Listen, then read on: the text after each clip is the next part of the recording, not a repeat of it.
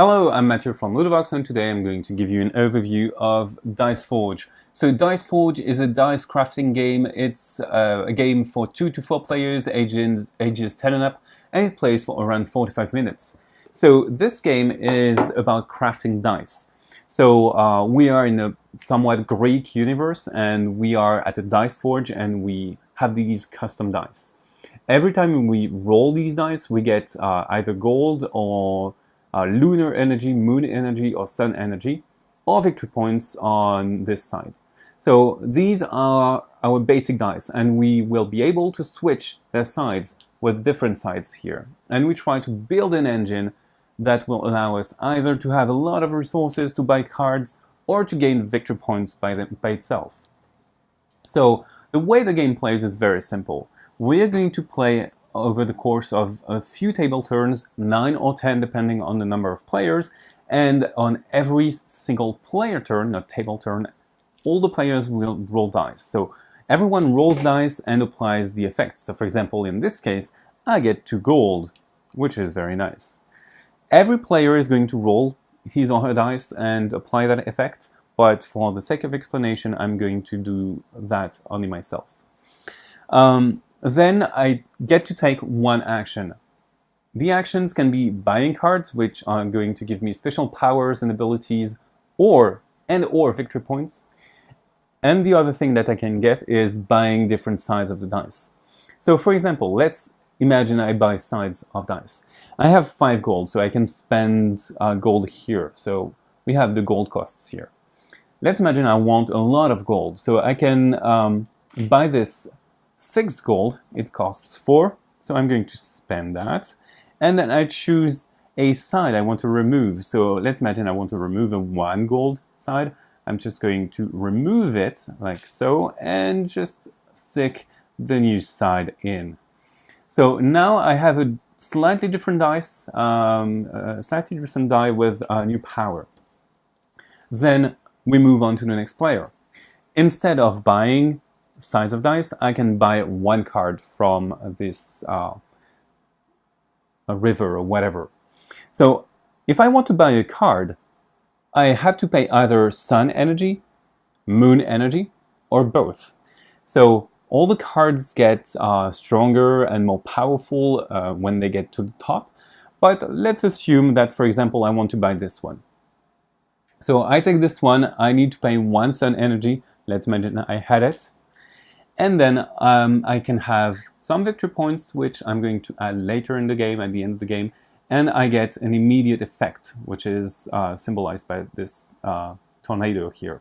So I get 3 gold and 3 moon energy. So that's how this card works. Some cards will give you an ability which is permanent. So for example, if I buy this treasure chest, I can improve my reserve of energy and gold. So I'm just going to add this compartment here, which makes my gauge bigger. So all of the cards are going to have different powers.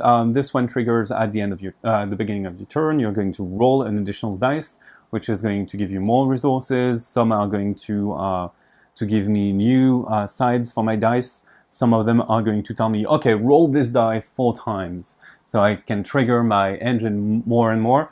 So it really depends on what you get there. There is an additional set of cards if you're bored of the base one, so you can swap a few of them to create new and interesting strategies. But basically that's it. Sun energy is a bit different than moon energy. So sun energy can be used either to buy cards from this row, or additionally, you can spend 2 sun energy to act again. So acting again means buying a second card if you were buying a card, or if you were buying a card, you can also buy sides of dice. So it allows you to basically not roll again, but buy again.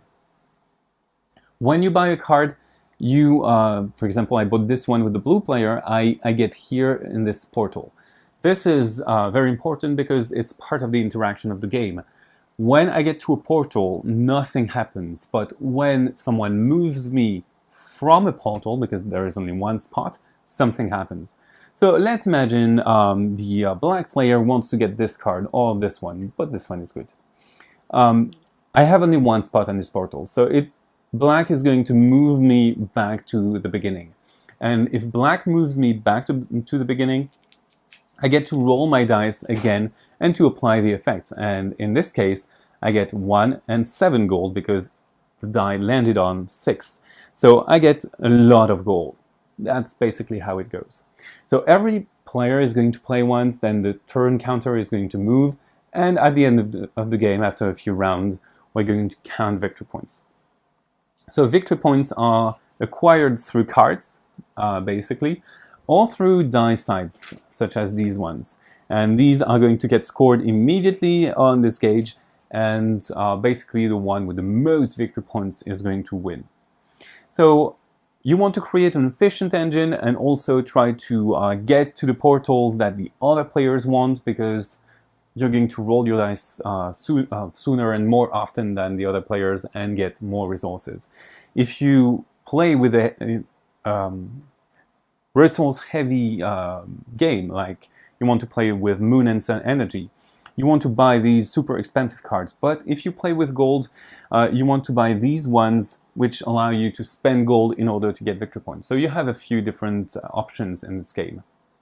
Well, you know almost everything there is to know about Dice Forge, so bye-bye and play well.